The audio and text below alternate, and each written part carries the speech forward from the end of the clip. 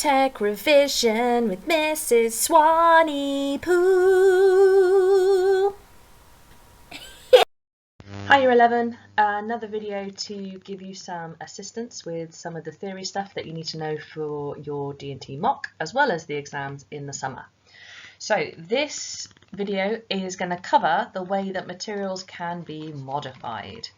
So you may already have be using a piece of timber, a piece of metal, a piece of plastic, but there are ways that you can modify these materials to give them added benefits and to change some of their properties. So let's go through these in a bit more detail, because on this page here there are three different examples.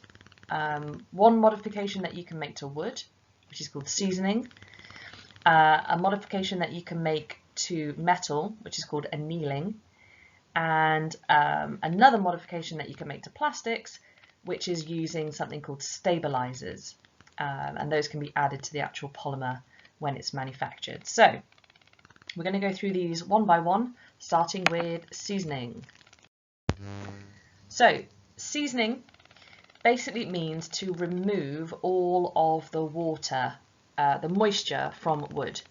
So natural timber is absolutely chock full of moisture. It's got a lot of water content inside it. Once the tree is chopped down, you can't just use that wood straight away. It needs to be seasoned. Basically, it needs to dry out. Okay, any of you that know anything about making anything out of wood, you know that you don't use wood unless it's been seasoned. So the idea of seasoning is to remove 80 to 90% of the excess moisture. And why do you bother doing that? If you left the water in and you made something, say you made a beautiful table out of wood that had not been seasoned, what could happen is, as it does start to dry out, the wood can start to twist. So you can get twists, you can get cupping, you can get bending and bowing.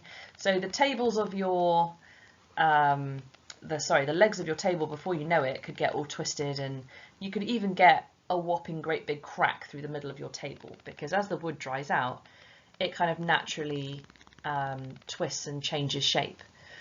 And once it does that, you would then plane it and finish it afterwards before you started using it. So the important thing is to remove the moisture first to stop these things happening. So it stops the twisting and the cracking. It also helps with immunity to things like rot and decay. If there's a load of water inside, it could get mouldy. You could have rot and all sorts of problems inside the material. And this one isn't really anything that you need to know, but if there's less water in there, it makes the wood less corrosive to metal. So if, for example, here, if you're putting a screw into a piece of metal, if there's less water, there's going to be less corrosion on the screw as well. So really it's a positive thing to take away as much of the moisture as you can. So that's what seasoning is. Now there are two different ways. You don't really need to know this, but in the future, potentially for your summer exam, you might. There's two different ways it's done. You can basically leave the wood outside, and they tend to stack it like this. You may have seen this in like B&Q and places like that. The wood is sort of stacked with spaces in between, and it's left with a cover over the top of it, left outside for months and months and months and months for the moisture just kind of naturally evaporate from the material. So that's kind of quite a slow but cheap way of seasoning wood. And then you have the slightly more expensive but quicker way of doing it, where you basically stack the wood up just like you do here, but you put it in a kiln, so basically an oven, which dries and removes the moisture from the wood. So air seasoning, kiln seasoning, two different ways that seasoning is done, but the main thing that you need to know is that seasoning removes the water from wood to stop it from cracking and twisting, and to stop it from rotting and decaying.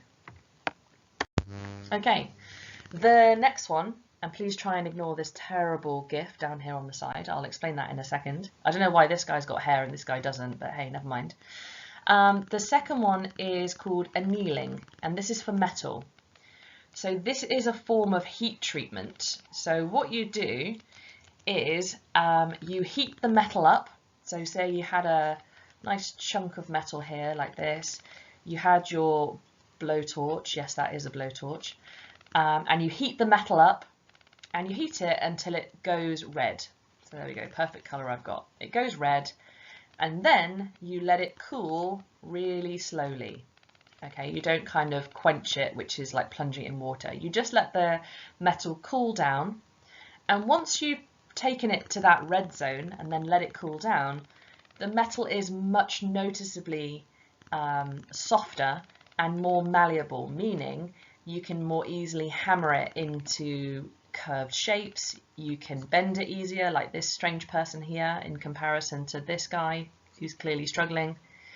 But metals that have been annealed, so heated up until they are red and then left to cool, are much more malleable and easier to work with. They can be hammered into shapes, into curves, and that's what this process is for. Okay, so I hope that makes sense. Annealing metal is a type of heat treatment. Heat it up, let it cool, and then it makes it much softer, more malleable, easier to hammer and to shape. And the last one we are going to talk about is modifications that you can make to plasters or plastics or polymers. Now I want to show you this example here. This is always the example I sort of use, and any of you that have spent time in like pub gardens and places like that will see kids play equipment and slides and things that look a little bit like this, kind of faded. You can see the colour has faded quite a lot in comparison to this one. You can see how basically the sun has completely bleached the plastic. So what happens is, to certain types of plastics, UV, ultraviolet, and artificial light can damage the structure of polymers. And it doesn't just fade the colour, like this example here and this one as well. You can see how faded that green plastic chair is. It also makes it brittle. So I watch a lot of fail videos on YouTube, and you always see people standing on this type of chair and then basically falling through them, because when they're outside and left, they become quite brittle because the UV light damages the structure of the polymer. Now, to avoid this, you can add a chemical called a UV stabilizer. So this is added into the actual granules of the polymer, like when it's injection molded or blow molded or extruded. And this basically helps to protect the plastic from this UV damage. So this is really ideal for use in things like outdoor furniture and also stadium seating, if you think how much exposure to UV and artificial light stadium seating gets in football stadiums and sports stadiums, and also outdoor furniture. If it has these UV stabilizers, the plastic will keep its properties longer, and it's less likely to go brittle and to break, like this poor chair here. Okay, that is a very, very quick video about the ways that you can modify materials. You need to understand at least one of these and be able to give some examples. So I hope that's useful. See you on the next video.